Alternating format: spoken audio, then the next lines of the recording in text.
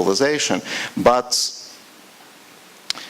at the same time that GDP has risen, we've seen the wages of unskilled workers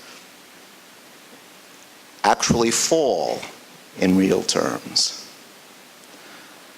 Now that must mean, since income in general has gone up, that the incomes of skilled workers have gone up by even more, and they have.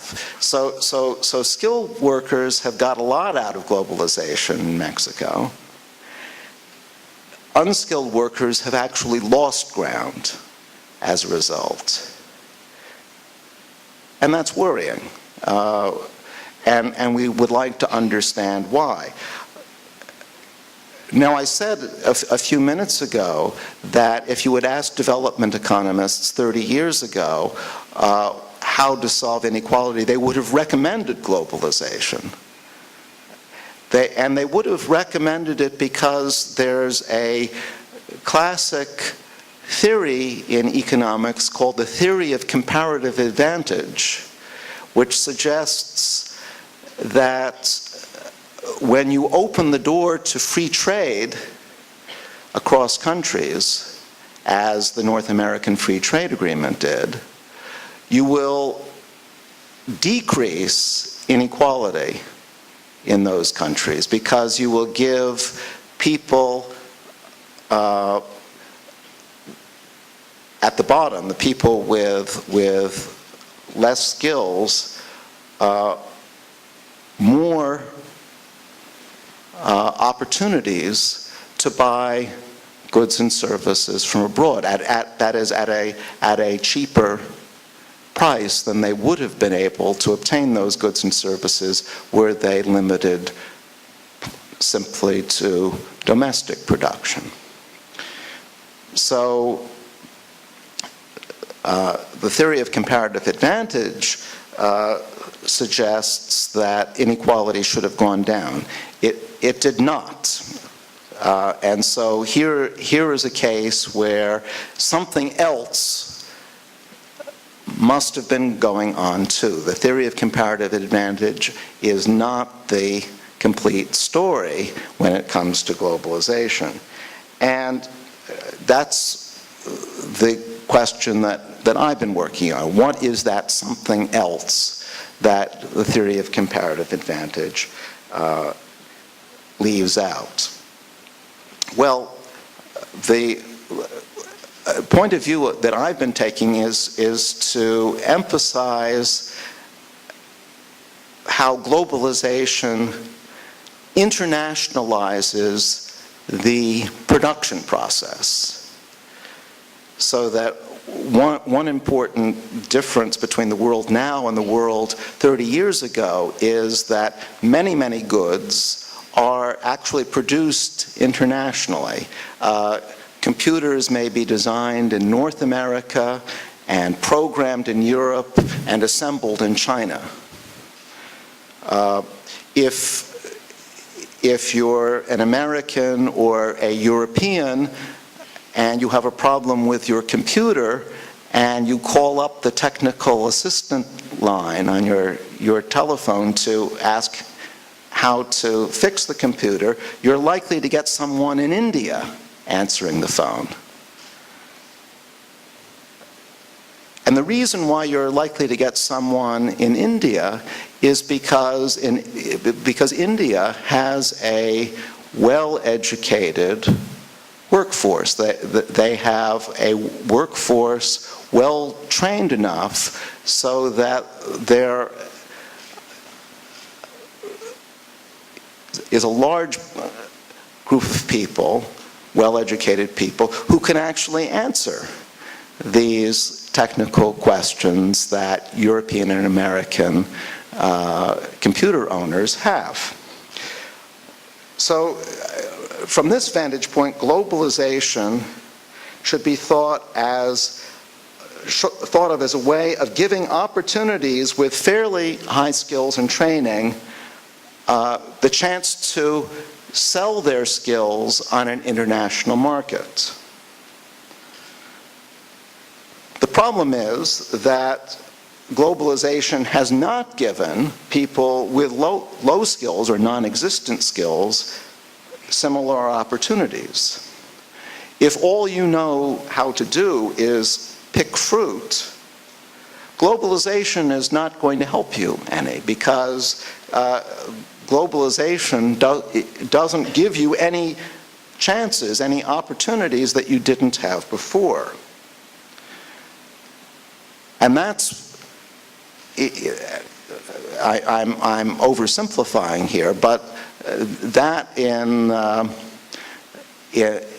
couple of lines is what has gone wrong with globalization. Yes, it has increased wealth, but it has increased wealth and income for those with the skills and training to have the opportunity of selling those skills and training on global markets. Those without such skills and training are left behind and may actually find their incomes falling, as workers in Mexico did. Well, what do we do about all this? As you may know, there have been anti-globalization movements. And I must say that I have some sympathy for those anti-globalization movements, in that I think they are very well-intentioned. They are intended to help the people at the bottom, the people without skills. And as I've been arguing, indeed, globalization has left those people out. The problem is that stopping globalization is not going to help those people.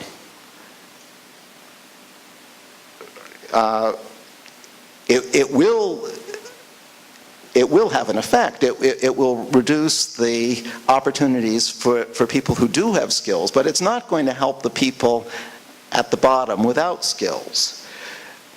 So the answer must surely be not to try to stop globalization, but to give more people the opportunity to benefit from globalization.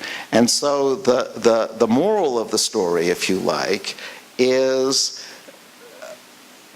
education and training, so that people without skills can acquire skills. The complication in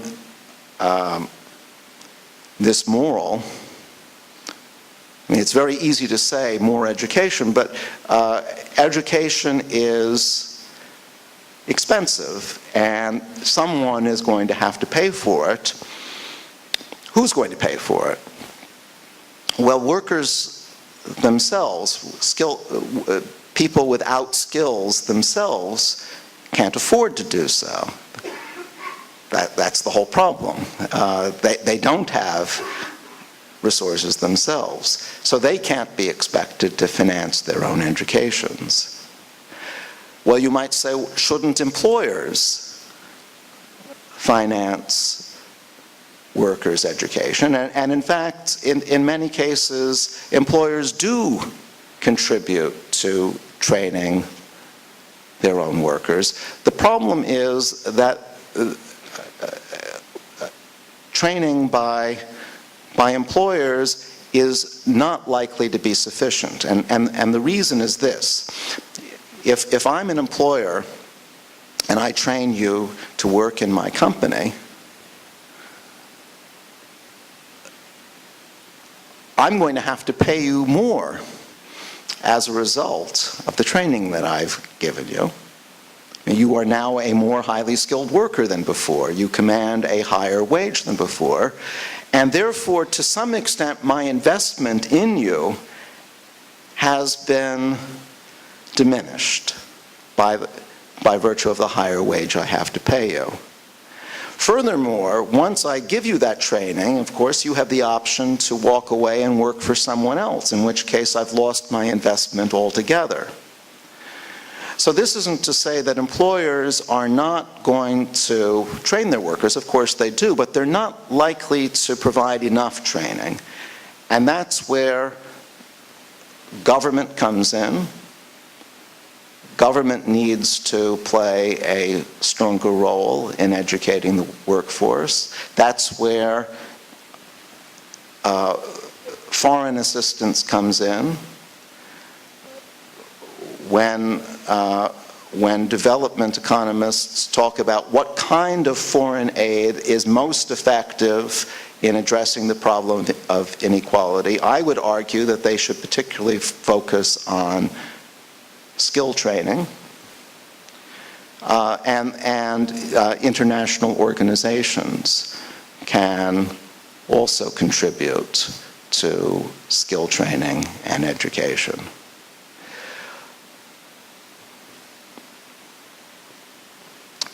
So once again, I do not wish to argue that we should try to reverse globalization. Far from it.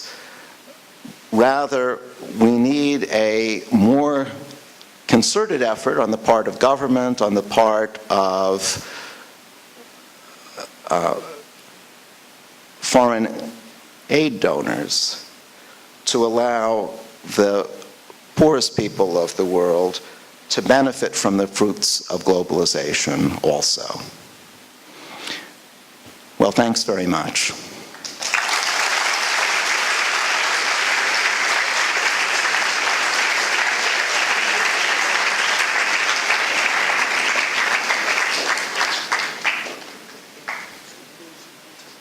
Yes, that'd be good. And now, as I said at the beginning, I would like to hear from you. The main reason I'm here is to hear about what's on your mind. Would you like to start? Thanks. Hi. What role have MNCs played in the increase in inequality as globalization occurs? Sorry, I didn't quite catch that. Can you? What role have MNCs played in the increase in inequality as globalization occurs? What role can who play? MNCs, multinational companies. Oh, multinational companies. That's a good question, and I touched on it, I think, in my closing remarks. So. I was arguing that from the standpoint of the increase in inequality, it's the internationalization of production which has been the most important force. So MNCs have played a big role in increasing inequality because MNCs typically hire people with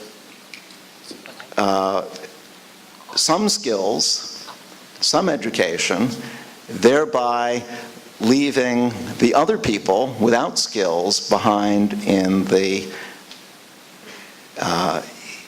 dust. And so if MNCs are creating the problem, it's reasonable to expect them to play a role in solving the problem. And they do. MNCs do train workers, and I mentioned the Indian call centers a few minutes ago. Typically, those people are trained by the computer companies who hire them to answer rather intricate questions about what can go wrong with computers. The problem is that, as I was also suggesting, these companies do not have a strong enough incentive to solve the problem completely on their own, because if one company makes an investment in a worker and that worker then walks away and works for another company, the investment in education and training that the first company made is lost. And so companies will